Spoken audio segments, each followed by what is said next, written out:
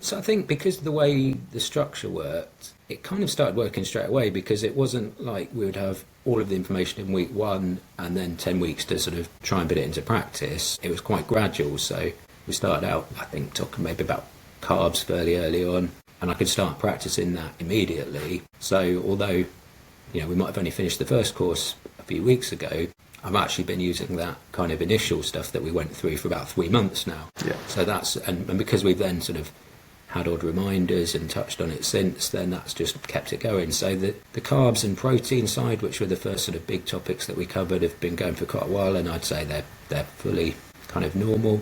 And some of the bits that we got to towards the end, even then they've been a pretty easy to pick up, because I guess it's just picking up that habit of doing things and going with it. What maybe made you think, I'm not sure whether to join the Performance Accelerator? Was there like a moment of doubt before? Are you like... I don't know how much you want to say of this on the recorded bit. No, go on. So the honest answer is, it is a big investment. I mean, we had a one-to-one chat like this, and I had a figure in my head of what I was probably going to look to do, but I'd already probably talked myself into it. Then when he said what it was more than I thought, a lot more, but I'd still fortunately I'm in a position that I could afford it, and I don't really treat myself to stuff that often.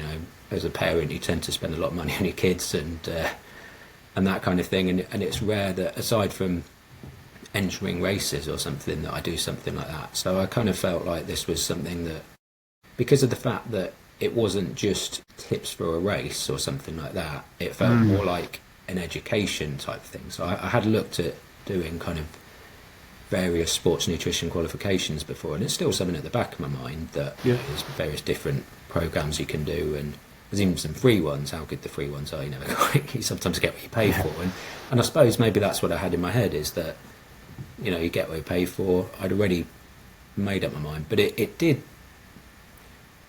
was in the back of my mind in maybe the first session and a half, where I was like, have I made the right call for this? It's quite a big thing. And then I'd say probably by the end of that second session, when I could start to see stuff, I was fine. And then, ever since then, I've not looked back, and actually I feel, I got what I paid for. So this isn't something short term, it's something long term, so I can kind of spread that over a number of years, and then it becomes a lot more palatable, I suppose. Yeah, no, I really appreciate the honesty. That's nice. And if you hadn't have gone through the program, where do you think you would be now?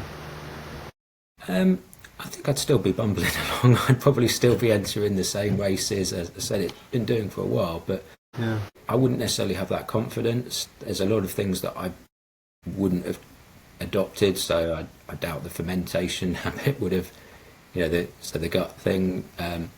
I still wouldn't really understand carbs and protein, and I'm not going to pretend that I've got a degree in them, but at least the bits that I've got a better understanding than I did, and the bits that I feel like are relevant to me. It's, I think I'd still be doing the same thing I would have been doing in the last few years, but perhaps it would have become tougher as my kids got older, and I probably would have reached as far as I could go sooner. I don't know if I'd have entered a 50-mile race, if I'm totally honest. But so it's kind of like I might have had to address it just later on down the road, I suppose. Yeah, it's just like we said, that confidence of kind of having one less thing to worry about. And the biggest unexpected side was the extra bits that went to the wider family. I think I'd said a few times during the course that I kind of slightly selfishly thought it was all going to be about me, and I was impressed with how many times I've sort of come out of it and been able to share things more widely. What would you say to someone who's maybe considering the Performance Accelerator, or is in that position that you were in, thinking, sort of bumbling along with my sport nutrition, and I'm interested in it, but I'm not sure if it's for me? I mean, I'd say to them, if they're genuinely committed, it does require some work in terms of it's not it's not just a listen-in Zoom call and you have to take action up the next week and that kind of thing. You actually have to go away and think about things offline, and you have to have that mindset to want to change, I think. So if you're genuinely interested and want to change things, if you've got an interest in some of the detail behind what you're doing, so you want to understand the why as opposed to just the sort of how to do things. I think that's good because that then helps you make the choices yourself, which is one of the things that I'm interested in. I know for certain athletes they can be coached and be told you've got to eat this now, you've got to eat this later, and that's fine. But personally, I like to know why I'm doing things. And I think, again, if you're in a position where you can use that with, whether it's with your wider family or friends, I suppose, if that's an alternative, I think it's been a great choice for me. And if you're in a position where you're looking to improve both sports side and your personal health, then I think it's a great step forward.